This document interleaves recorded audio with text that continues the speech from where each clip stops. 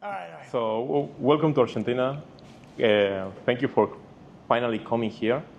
You're here for the Tech Forum Week, and maybe to have some surprise in there with some big names in the industry and maybe in the government, right? So, how you feel about coming down here? Well, firstly, thank you for having me and showing me a good time. It's my first visit to Argentina, and I love it. I love Buenos Aires. It's got an incredible energy. It's a beautiful city.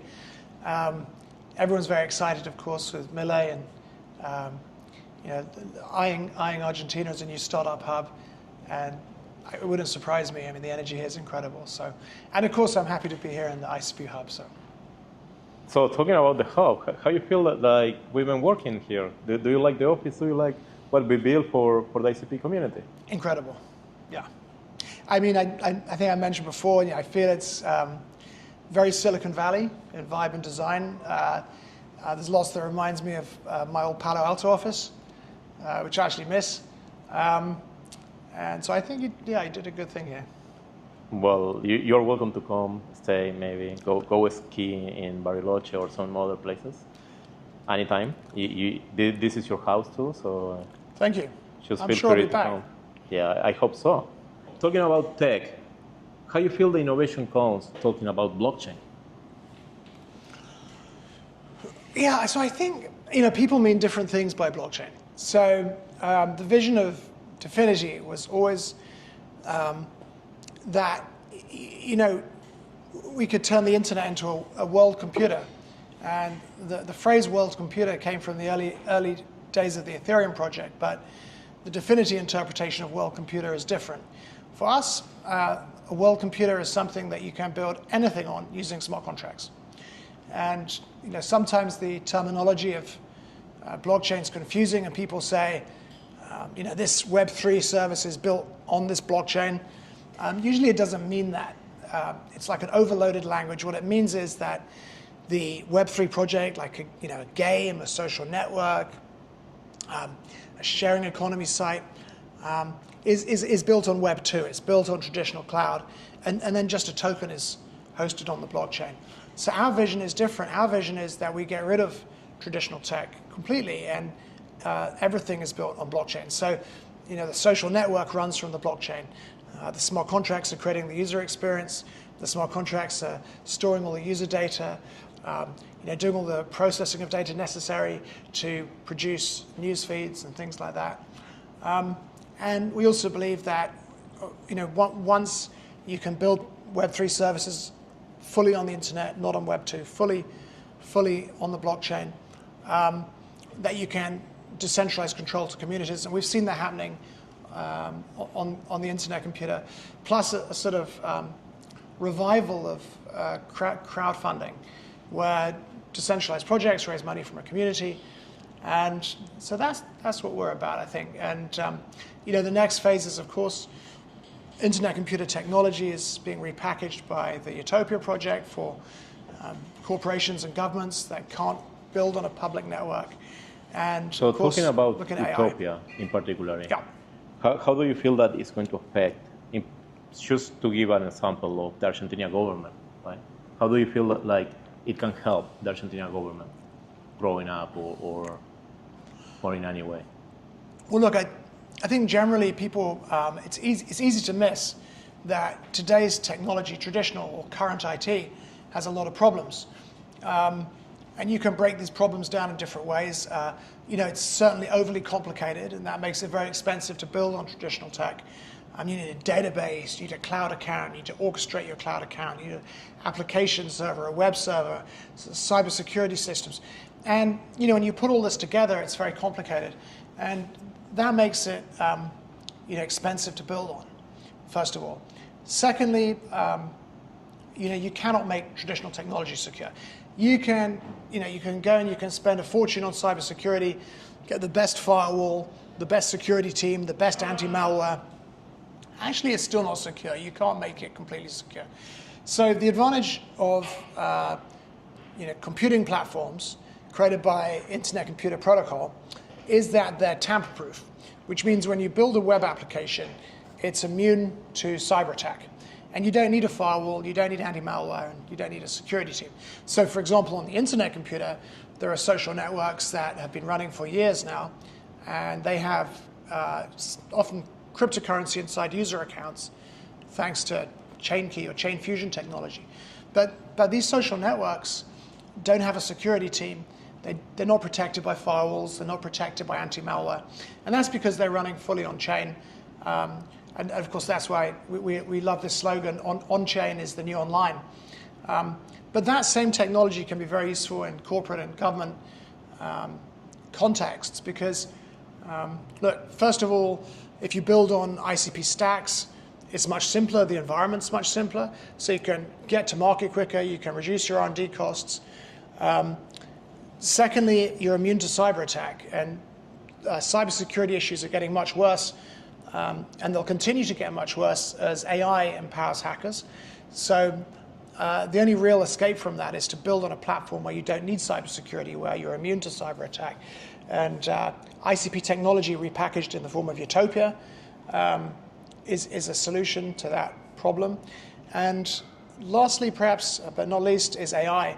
So Internet Computer Protocol produces computing platforms that are very well suited to AI that wants to build. So currently we're very used to, human engineers building, and you have a team of people, and one guy knows how to orchestrate Amazon Web Services, another guy knows how to configure the database, another guy writes the front end, another guy writes the back end code, another guy does all this stuff, right? But in the future, a lot of, especially for like information systems like CRMs, it's going to be the AI that mostly builds them, and the human engineers will be assisting the AI where there's a problem.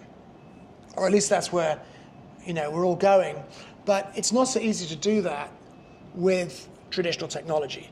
Like generative AI, for example, GPT or Claude, can design an information system like a CRM that runs on traditional technology.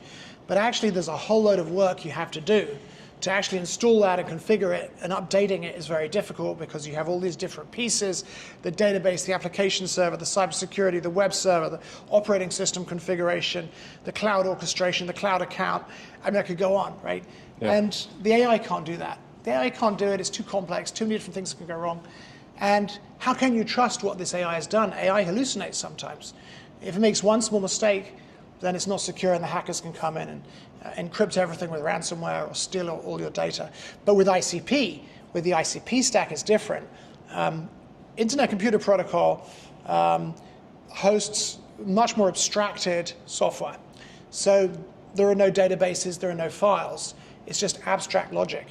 And this means that web applications are boiled down to their essential features in code. The code really describes what they do, and much less of how to do it. And that's a big advantage for AI. That AI can just create one lump of serverless code, upload it to an ICP platform like Internet Computer or like Utopia, and boom, you have a web application. And the owner of that web application can be sure that it's secure because it's a tamper-proof platform. They don't have to worry if the AI made a mistake and left a security hole. And moreover, there are certain features within ICP that make it possible for AI to actually update running systems. So say, for example, you're a corporate or government department and you've talked to the AI. AI says, okay, this is what you want, here's a URL. So you speak to the AI gives you a URL, you open the URL in your web browser and there's your web application. So something about Utopia in particular, and going back, living in AI for a moment, Utopia has some big power, I feel. For example, replacing a mainframe, right? I remember when I was in Zurich, I hear that Sigma Bank, one of the top banks of Zurich, was looking for a replacement for mainframe. And Utopia, I feel like it's a good really replace to that. And in Argentina, we have a lot of COBOL developers. So having to teach this next generation of developers into Motoko to develop on Utopia will grant them, for example, important shops in banking industries and things like that. So I feel like Utopia is a big hit in the next generation of tech that we are about to witness, right? I mean, it's funny you mentioned COBOL and mainframes. I think if there's a really strong team of engineers out there that want a great startup challenge, it's already possible to simulate an IBM mainframe environment using WebAssembly. And of course, the Internet Computer or Utopia runs WebAssembly. So it'd be possible to create a mainframe simulation using Utopia with all of the advantages, immune to cyber attack, distributed across different data centers, unstoppable, and to literally just port all of the existing banking code in COBOL onto the mainframe simulation on Utopia. I feel like that will make the migration from legacy systems like mainframe very simple to actually do, in terms of that if you contain the data center, the data structure and everything in Utopia, you can just start migrating slowly from there, right? So I feel like it's one of the next generation big techs that we are about to witness, right? Again. Sure. Now going to AI, and me as a node provider for Argentina, right? This is one of the huge questions I have. What's the next generation for AI on ICP? So, I think AI is going to be important, going to play a very important role within the ICP ecosystem in two ways. First of all, we've already demonstrated the internet computer running neural networks. So the two demonstrations so far have been image classification and facial recognition. And those AI models are running as smart contracts effectively, or network resident software that's tamper-proof and unstoppable. And the next step that we're working hard to take is to run large language models on ICP platforms. And that work's progressing well. And this will be important because many organizations will want to run their own AI models. And for example, you can imagine a law firm that wants to use a model like Llama 3 to optimize their services. So they want to give Llama 3 access to all of their most sensitive, confidential client communications from email and messaging, and also things like relevant case law and canonical legal text and so on. But this law firm is going to need two things for that to be successful. Number one, this AI needs to be immune to cyber attack. Because if they run this AI on traditional technology, on current IT, like Amazon Web Services, and it gets hacked, it's like a hot wallet for all their most confidential, sensitive data. And a lot of their clients' lives are going to be destroyed when that information is stolen. The law firm is going to be destroyed. So it has to be hack-proof, number one. Number two, it needs to be unstoppable. It needs to always run. Because imagine that today, it might take a lawyer to, 3 weeks to prepare for a client case. Maybe with the AI, it'll take 3 days instead of 3 weeks. So imagine the lawyer, like 5 days before the case, he starts preparing because he thinks he has the AI. But when he goes to log on to the AI to chat and to hear its analysis, it's crashed or it's been encrypted with ransomware. That just can't happen because, obviously, Totally. So that's why we think, one of the reasons that, ICP platforms are going to be very, very important for running AI and for running things like vector databases, which contain the data and context that AI uses. So that's one application. Also for autonomous things like smart wallets, like you can give your crypto smart wallet trading instructions. Well, guess what?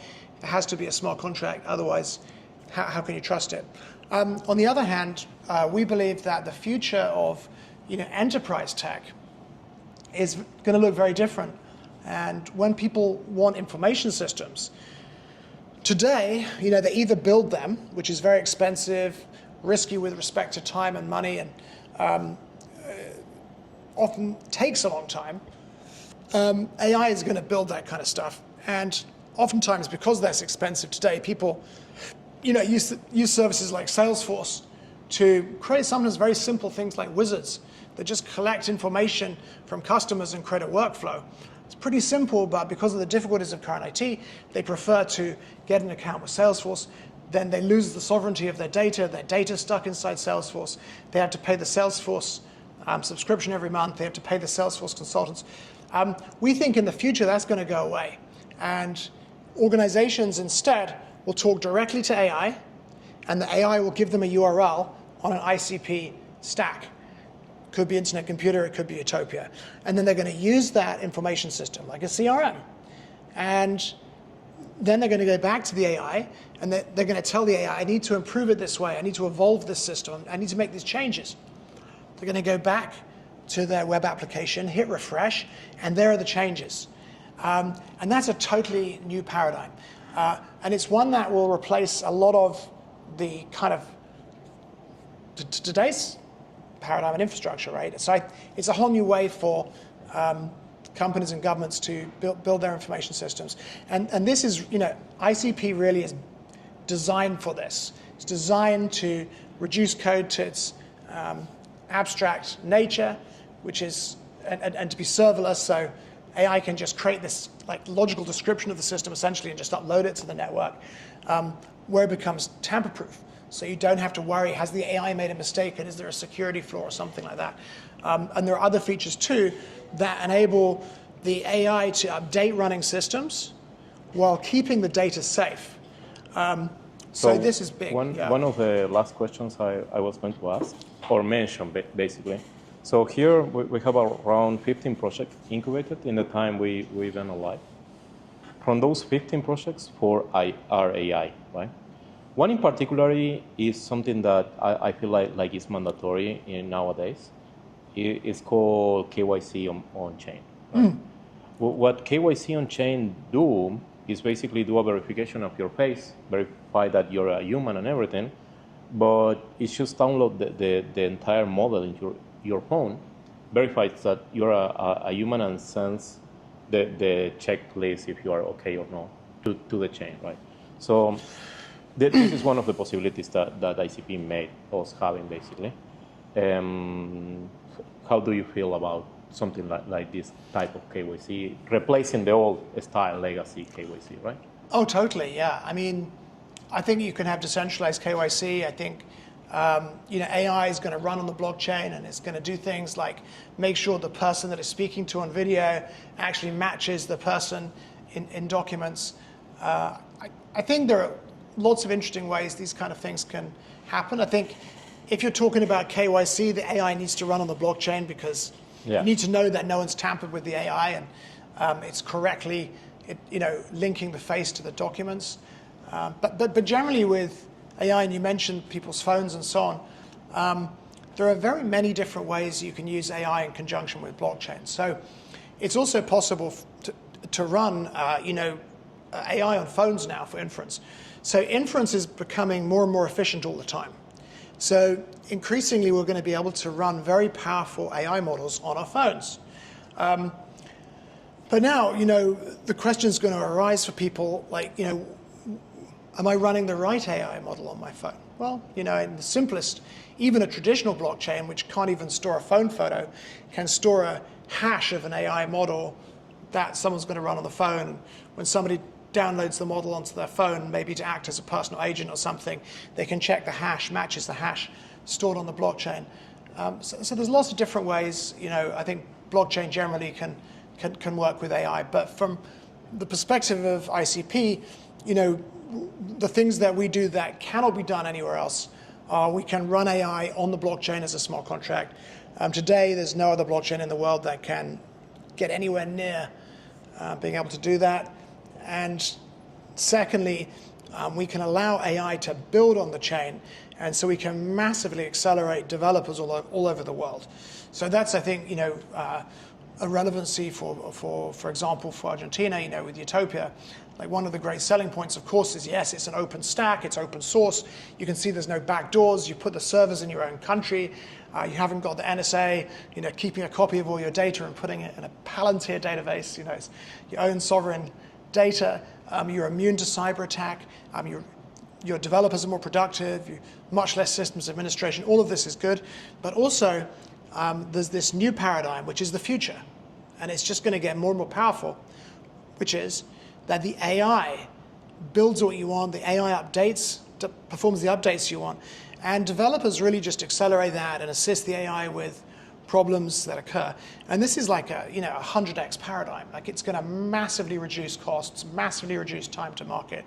I've been coding for more than 40 years, and in my career, I've done everything. I created computer games, I've created device drivers, I created enterprise systems, I created online services, I created cloud systems. But anyway, some of my career I did spend, working with corporations and government, and you see inside how it works. I mean, if you're a government department and you want to have a new information system, it's not easy. First of all, you've got to persuade your manager. Then your manager's got to persuade the CIO. Then the CIO's got to persuade the CFO. Then the CFO is going to come back to the CIO. Then they've got to agree details with the manager. Then maybe you try and get some consultants in, and it's just talking, right? Getting permission. And it goes nowhere. And then when they start building it, the IT project oftentimes collapses because there's too many politics, too much talking, too complicated, things go wrong. Yeah. That's the legacy. So, in the future, I think that's going to go away. You're not going to have to speak to anyone. You're a manager in a corporate department or a government department. You just talk to the AI. The AI gives you your information system. And not only does it give you the information system, but you own the data because it's on ICP stack, and you own the code. There's no external dependencies. And when you want to improve the system, you just talk more to the AI, refresh your browser, and bingo, you've got the improvements there. So I think that's one of the really exciting things. And it's not just going to be important in the corporate and government world. It's going to be important in the entrepreneurial world, because people with fewer technology skills who maybe haven't got so much experience are going to be able to prototype and do a lot of development of things like new social media experiences, where previously they just didn't have the skills. The imagination can run wild. Yeah, they can imagineer everything. Instead of engineering, it's imagineering. Yeah, totally. Yeah. So Dom, we don't have more time anyway. Thank you for coming down to Argentina to do your important meeting tomorrow and to visit our office. We are very happy to have you here, and we hope to see you back. Thank you, man.